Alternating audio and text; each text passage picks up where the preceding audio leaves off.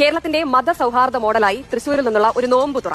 തൃശൂർ വെങ്കിടങ്ങൽ ക്ഷേത്രോത്സവത്തിൽ ആനയോടൊപ്പം എത്തിയ പാപ്പാനും ഉടമയുമായ താമരശ്ശേരി സ്വദേശി സൈനുദ്ദീന്റെ നോമ്പുതുറ വീഡിയോ ആണ് ഇപ്പോൾ കേരളം ഏറ്റെടുത്തിരിക്കുന്നത്. കെട്ടിക്കാൻ തീരുമാനിച്ച് വെഡിങ് കാർഡൊക്കെ അടിച്ച് ഇങ്ങനെ നടക്കുമ്പോ തന്റെ കൂടെ പഠിച്ചൊരു കുട്ടിയെ കണ്ടു. അപ്പൊ വേഗം എന്നെ കണ്ടുവരുന്നത് എന്റെ കല്യാണമാണ് ഇത്രാം തീയതി നീ വരണട്ടോ എന്നിട്ട് കാർഡ് അങ്ങോട്ട് കൊടുത്തിട്ടേ.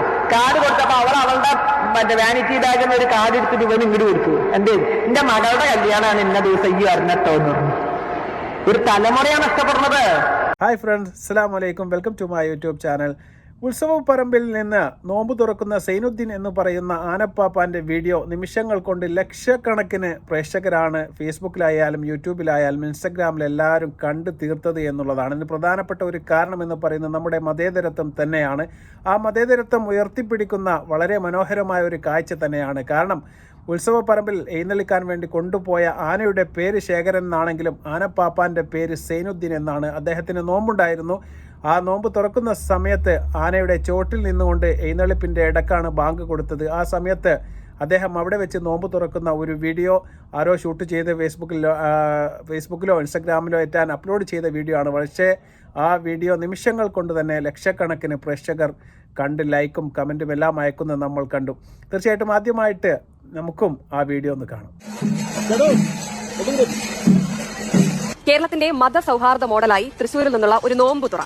തൃശൂർ വെങ്കിടങ്ങൽ ക്ഷേത്രോത്സവത്തിൽ ആനയോടൊപ്പം എത്തിയ പാപ്പാനും ഉടമയുമായ താമരശ്ശേരി സ്വദേശി സൈനുദ്ദീന്റെ നോമ്പുതുറ വീഡിയോ ആണ് ഇപ്പോൾ കേരളം ഏറ്റെടുത്തിരിക്കുന്നത്. ഏറ്റവും മനോഹരമായ ഒരു കാഴ്ചയായിരുന്നു ഈ ഒരു നോമ്പുകാലത്തെയും ഉത്സവകാലത്തെയും നമ്മൾ കണ്ടത്. ആ വീഡിയോ ആണ് നമ്മൾ കണ്ടത്. ആ വീഡിയോയിൽ ഉണ്ടായിരുന്നത് അക്കരമേൽ ശേഖരൻ എന്ന് പറയുന്ന ആനയും ആ ആനയുടെ ചട്ടക്കാരനും അതിനോടൊപ്പം തന്നെ ഉടമയുമായ താമരശ്ശേരി സ്വദേശിയായ സൈനുദ്ദീനുമാണ്. അവിടെ 9 മണി പരിപാടി ഉണ്ടായത്. അപ്പോൾ കൂട്ടിയെന്നുള്ളപ്പോൾ സമയത്താണ് ബാങ്ക് കൊടുത്തത്.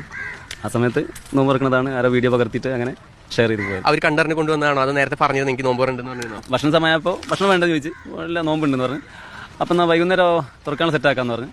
ഞാൻ പിന്നെ അങ്ങനെ വേണ്ട, ഞങ്ങളെന്താ ചെയ്തോളാന്ന് പറഞ്ഞു. അവിടെ നോക്കുമ്പോൾ കടകളൊന്നും കാണാനില്ല. അപ്പോൾ ഞാൻ മനസ്സിലിങ്ങനെ ഓർത്ത് ചോദിച്ചൊരാളുണ്ടായിരുന്നല്ലോ, ആളെന്തെങ്കിലും കൊണ്ടുവന്നാൽ കഴിക്കാം. ആ സമയത്താണ് കറക്റ്റ് ആ സമയത്താണ് അദ്ദേഹം കുറച്ച് ഫ്രൂട്ട്സ് ജ്യൂസ് കൊണ്ടുവന്ന് ഇദ്ദേഹമാണ് അന്ന് കൊണ്ടുകൊടുത്തത്. ഞാൻ നമ്മളെ കമ്മിറ്റിയിൽ തന്നെയാണ്. അപ്പോൾ എനിക്ക് നോമ്പുണ്ടായിരുന്നു. അപ്പോൾ ഞാൻ എൻ്റെ വീട്ടിൽ ക്ഷണിച്ചു.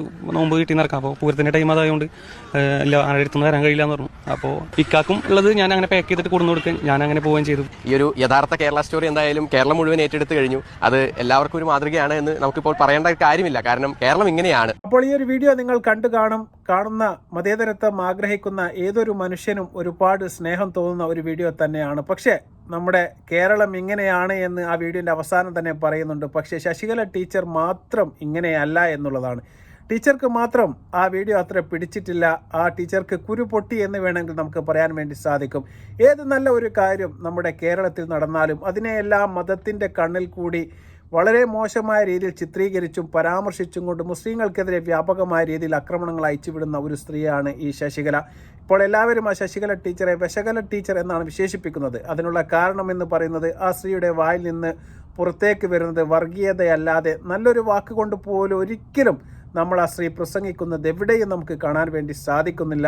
നല്ലവരായ ഹൈന്ദവ സുഹൃത്തുക്കൾ ഈ വീഡിയോ കാണുന്നുണ്ടെങ്കിൽ എന്നോട് ക്ഷമിക്കണം. കാരണം ഇത്തരത്തിൽപ്പെട്ട സ്ത്രീകൾ നമ്മുടെ കേരളത്തിന് ഒരു അപമാനമാണ് എന്ന് തീർച്ചയായിട്ടും ഞാൻ പറയുകയാണ്. കാരണം അവരുടെ പിൻകാല വീഡിയോകളും അതുപോലെ തന്നെ പ്രസംഗങ്ങളും എല്ലാം എടുത്തു നോക്കിയാൽ നിങ്ങൾക്ക് കാണാൻ വേണ്ടി സാധിക്കും. ഈ ടീച്ചർ എങ്ങനെയാണ് ടീച്ചർ ആയത് എന്ന് പോലും എനിക്ക് സംശയം തോന്നിയിട്ടുണ്ട്. ആ ടീച്ചർ പങ്കുവെച്ച ഒരു ഫേസ്ബുക്ക് പോസ്റ്റ് ഞാനിവിടെ ഒന്ന് വായിക്കാം. തീർച്ചയായിട്ടും അത് കേൾക്കുമ്പോൾ നിങ്ങൾക്ക് മനസ്സിലാകും എത്രമാത്രം വർഗീയതയാണ് ഈ സ്ത്രീയുടെ ഉള്ളിൽ ഒളിച്ചിരിക്കുന്നത് എന്ന് പറയാൻ വേണ്ടി സാധിക്കും. കണ്ണൂരിലേക്കുള്ള യാത്രക്കായി പട്ടാമ്പി റെയിൽവേ സ്റ്റേഷനിൽ പുലരും മുമ്പ് കാത്തിരിക്കുമ്പോൾ വെറുതെ ഫോൺ മാന്തിയപ്പോൾ ഗുരുവായൂരിൽ നിന്നുള്ള മതേതരത്തിൻ്റെ ഒരു ആനച്ചന്തം ഓടി വന്നു. ക്ഷേത്ര കമ്മിറ്റിയുടെ മതേതരത്വം സ്വാഭാവികമായ ഒന്നാണ്. പക്ഷേ അതിലും വലിയ ഒരു മതേതരത്വം ആനക്കാരൻ്റെ വരികൾക്കിടയിൽ ഒളിച്ചിരിപ്പുണ്ട്. എന്താണെന്ന് പറയുന്നത് ആന മാനേജർ റിയാസ്, ആനപ്പാപ്പാൻ സൈനുദ്ദീൻ, എന്നിട്ടും ആന ശേഖരൻ തന്നെ. അതല്ലേ യഥാർത്ഥ മതേതരത്വം എന്നാണ് നമ്മുടെ ശശികല ടീച്ചർ ചോദിക്കുന്നത്. എന്നിട്ട് അതിൻ്റേതായ എഴുതിയിരിക്കുന്നത്, പ്രേമിച്ച് പിന്നാലെ നടന്ന് നീയില്ലാത്ത ജീവിതം എനിക്ക് ഉപ്പില്ലാത്ത കഞ്ഞി പോലെയാണ് എന്ന് ടൈപ്പ് ചെയ്ത് മെഴുകളൊക്കെ നടത്തി അവസാനം കയറ്റിക്കൊണ്ടു പോകുമ്പോൾ രാധയോ ലക്ഷ്മിയോ ഗൗരിയോ സീതയോ പേരെന്തു തന്നെ ആയിരുന്നാലും അതെല്ലാം മാറ്റി നബീസയും സൈനബയും ആക്കുന്നവർക്കിടയിൽ ആന ശേഖരനായി തന്നെ തുടരുന്നതല്ലേ യഥാർത്ഥ ഹൈലൈറ്റ് ചെയ്യപ്പെടേണ്ട യഥാർത്ഥ മതേതരത്വം എന്നാണ് നമ്മുടെ ശശികല ടീച്ചർ ചോദിക്കുന്നത്. ഈ ടീച്ചർ ഞാൻ പറഞ്ഞതുപോലെ തന്നെ എങ്ങനെയാണ് ടീച്ചർ ആയത്, അല്ലെങ്കിൽ ഈ ടീച്ചർ പഠിപ്പിക്കുന്ന കുട്ടികളുടെ ഒരു അവസ്ഥ എന്തായിരിക്കുമെന്ന് ഒരിക്കലെങ്കിലും നിങ്ങളൊന്ന് ചിന്തിച്ച് നോക്കിയാൽ നിങ്ങൾക്ക് മനസ്സിലാക്കാൻ വേണ്ടി സാധിക്കും.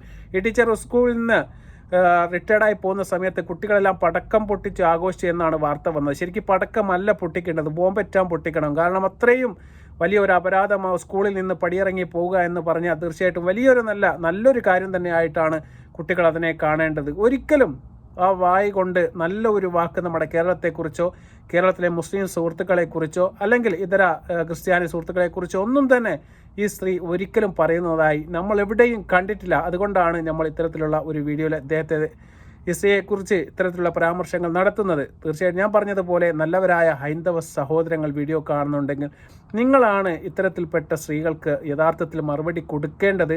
നിങ്ങൾക്ക് അതിന് സാധിക്കുകയുള്ളൂ. കാരണം നമ്മുടെ കേരളം എന്ന് പറയുന്നത് ഒരിക്കലും മതേതരത്വം കാത്തുസൂക്ഷിക്കുന്ന ഒരു നാടാണ്. ഇവിടെ ഈ വർഗീയതയ്ക്ക് യാതൊരു പ്രോത്സാഹനവും ഒരു കാലത്തും നമ്മുടെ സമൂഹം കൊടുത്തിട്ടില്ല. അതുകൊണ്ട് തന്നെയാണ് ഈ സംഘപരിവാർ ശക്തികൾക്ക് നമ്മുടെ കേരളത്തിൽ ടച്ച് പിടിക്കാൻ വേണ്ടി സാധിക്കാത്തത്.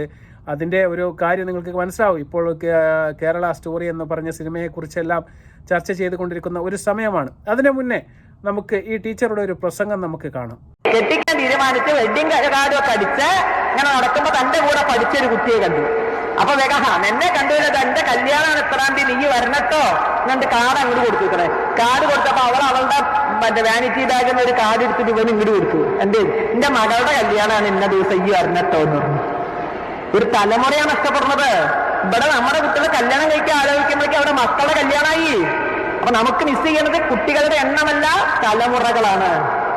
വിശ്വാമിത്ര മഹർഷി യാഗരക്ഷക്കായി രാമലക്ഷ്മണന്മാരെ കൂട്ടിക്കൊണ്ടുപോയി യാഗരക്ഷ കഴിഞ്ഞപ്പോ കൊണ്ടുവന്ന് പൊന്നെട്ടിക്കാനാണ്. സീതാസ്വയംവരം എന്താന്ന് കേട്ടപ്പോൾ ഒരു മഹർഷിയാണ് രാമലക്ഷ്മണന്മാരെ കൊണ്ടിട്ട് മത്സരത്തിൽ പങ്കെടുക്ക്. വില്ലടിച്ച് സീതയെ കൊണ്ട് പോരാൻ പറയുന്നത് ഒരു സന്യാസി ശ്രേഷ്ഠനാണ്. സമയത്ത് കല്യാണം കഴിക്കണം, അവർക്ക് രാജാവാണ്, തന്റെ കടമയാണത് എന്നൊരു സന്യാസിക്ക് ഒരു ഋഷീശ്വരന് പോലും തോന്നുന്നു. സമയത്ത് കല്യാണം കഴിപ്പിക്കേണ്ടത് രാഷ്ട്രത്തിന്റെ കരുത്തിന് ആവശ്യമാണ് എന്നൊരു സന്യാസിക്ക് തോന്നിയെങ്കിൽ എന്റെ മാതാപിതാക്കൾക്ക് തോന്നാത്തത്? തോന്നായിട്ടല്ലോ അല്ലേ? പെണ്ണ് കിട്ടാണ്ടല്ലേ? പെണ്ണ് കെട്ടാണ്ടല്ല, പെണ്ണ് കിട്ടാണ്ടയാണ്. അതെന്ത് ചെയ്ത്? പെണ്ണുങ്ങളൊക്കെ അവിടെ പോയി സുനാമി വന്നപ്പോ പോയോ? ആണുങ്ങളെ മാത്രം പറ്റിട്ട് ഇല്ലല്ലോ. ചില വിട്ടുവീഴ്ചകൾക്ക് തയ്യാറാവുക. സാമൂഹിക സമരസത എന്നത് ഈ ഏകതാ സമ്മേളനത്തിലൂടെ നമ്മൾ നേടിയെടുക്കേണ്ട ലക്ഷ്യമാണെങ്കിൽ വളരെ ബോധപൂർവമായ പ്രവൃത്തി നമ്മുടെ ഭാഗത്തുനിന്ന് ഉണ്ടാകണം. ജാതിക്കതീതമായ വിവാഹങ്ങൾ നടന്നിരിക്കണം. ഈ ശശികല എന്ന് പറയുന്ന ശശികല ടീച്ചറുടെ ആ വീഡിയോ നിങ്ങൾ കണ്ടു കാണും. മുസ്ലിം സുഹൃത്ത് കല്യാണം ക്ഷണിക്കാൻ വേണ്ടിയിട്ട് ഒരു ഹിന്ദു സുഹൃത്ത് പോയ സമയത്ത് കത്ത് കൊടുക്കുന്ന സമയത്ത് അവരുടെ ബാഗിൽ നിന്നും അവർ കത്തെടുത്ത് തിരിച്ചു കൊടുക്കുകയാണ്. അവരുടെ മകളുടെ കല്യാണത്തിൻ്റെ കത്താണ്. കാരണം ഒരു പരമ്പര നമുക്ക് നഷ്ടമായി എന്നാണ് പറയുന്നത്. കാരണം മുസ്ലിങ്ങളെല്ലാം നേരത്തെ കല്യാണം കഴിച്ച് പെണ്ണ് കെട്ടുന്നത് കൊണ്ട് തീർച്ചയായിട്ടും അവർക്ക് പെട്ടെന്ന് പരമ്പര ഉണ്ടാവുന്നു. അത് രാജ്യത്തിൻ്റെ മുതൽക്കൂട്ടായി മാറുന്നു. ഹിന്ദുക്കൾ തീർച്ചയായിട്ടും കല്യാണം കഴിക്കാൻ ഒരുപാട് വൈകുന്നത് കൊണ്ട് നമുക്കൊരു പരമ്പര തന്നെ നഷ്ടപ്പെട്ടു പോവുകയാണ് എന്നാണ് ഈ സഹോദരി പറയുന്നത്. ഇനി ഞാൻ നിങ്ങളോടൊരു കാര്യം ചോദിക്കട്ടെ, അങ്ങനെ സംഭവിക്കുന്നുണ്ട് എന്ന് വിചാരിക്കാം. നേരത്തെ നിങ്ങൾ കല്യാണം കഴിക്കാത്തത് ആരുടെ കുറ്റമാണ്? ഇതിനുള്ളൊരു പോൺവഴി പറഞ്ഞു തരുന്ന ഒരു ടീച്ചറാണ്. കാരണം നമുക്ക് ജാതിയിൽ നിന്ന് വിഭിന്നമായ രീതിയിൽ നമുക്ക് കല്യാണം കഴിക്കണം എന്നാണ് ടീച്ചർ ഇതിന് അവസാനമായി പറഞ്ഞു വെക്കുന്നത്. ഏതെങ്കിലും ഒരു ദളിത് വിഭാഗത്തിൽപ്പെട്ട ഒരാൾ ഈ ടീച്ചറുടെ മകൾക്ക് കല്യാണം ആലോചിച്ചുകൊണ്ട് ആ ടീച്ചറുടെ വീട്ടിലൊന്ന് പോയി നോക്കിയാൽ നിങ്ങൾക്ക് മനസ്സിലാവും എന്താണ് വർഗീയത, എന്താണ് ജാതീയത.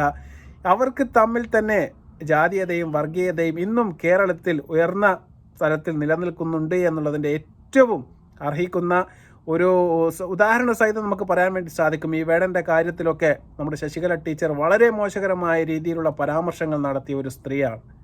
ആ ടീച്ചർക്ക് വർഗീയതയില്ല എന്ന് പറഞ്ഞാൽ നമുക്ക് ഒരിക്കലും മനസ്സിലാക്കാൻ വേണ്ടി സാധിക്കുകയില്ല. ടീച്ചർ പറയുന്ന മറ്റു കാര്യങ്ങളൊക്കെ നമുക്ക് അതിൻ്റെ അർഹിക്കുന്ന അവജ്ഞയോടുകൂടി തള്ളിക്കളയാമെന്ന് മാത്രമേ എനിക്ക് പറയാനുള്ളൂ. ഈ ടീച്ചർക്കൊന്നും മറുപടി തന്നെ അർഹിക്കുന്നില്ല. കാരണം കേരളം അതിനുള്ള ഒരു മണ്ണല്ല.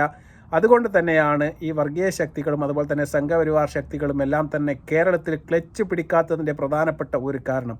ഇന്ന് നിങ്ങൾക്ക് കേരള സ്റ്റോറി എന്ന് പറയുന്ന സിനിമയെക്കുറിച്ചുള്ള ചർച്ചകളെല്ലാം നടന്നുകൊണ്ടിരിക്കുന്ന സമയത്ത് നിങ്ങൾക്ക് മനസ്സിലാക്കാൻ വേണ്ടി സാധിക്കും. 1036 കുടുംബങ്ങളെ അവർ പരിപാടിയിൽ അണിനിരത്തിക്കൊണ്ട് പറയുകയാണ് ഇവരെല്ലാം ലവ് ജിഹാദിൽപ്പെട്ട സ്ത്രീകളാണ് എന്ന് പറഞ്ഞുകൊണ്ട് ആ സിനിമക്കിട്ട പേര് കേരള സ്റ്റോറിയാണ്. പക്ഷേ കേരളത്തിൽ നിന്നുള്ള ഒരു സ്ത്രീ പോലും ആ ഒരു ചടങ്ങിലോ ആ പരിപാടിയിലോ പങ്കെടുത്തിട്ടില്ല. പിന്നെ എന്തിനാണ് കേരള സ്റ്റോറി എന്ന പേര് എന്ന് എനിക്ക് ഒരിക്കലും മനസ്സിലാക്കാൻ വേണ്ടി സാധിച്ചില്ല. കേരള സ്റ്റോറിയുടെ 1-ാം ഭാഗത്തിലാണ് കേരള ബന്ധമെന്ന് സംവിധായകനും നിർമ്മാതാവും സമ്മതിച്ചു. വിദ്യാഭ്യാസ രംഗത്തും ആരോഗ്യരംഗത്തും 1-ാം സ്ഥാനത്ത് നിൽക്കുന്ന കേരളത്തെ എന്തിന് അപമാനിക്കുന്നു എന്ന ചോദ്യമാണ് പ്രധാനമായും ഉയർന്നത്. Sir, Kerala is number 1 in education and health. Yes, you are insulting Kerala. Not at all. But you produce the ladies from Maharashtra, Rajasthan, Bihar. Sir, in Supreme Court, but the sender itself submit there is no love jihad. You are against the Supreme Court. No, it's not about Supreme Court. The court के judgment में लिखे हुए हैं, observations में लिखे.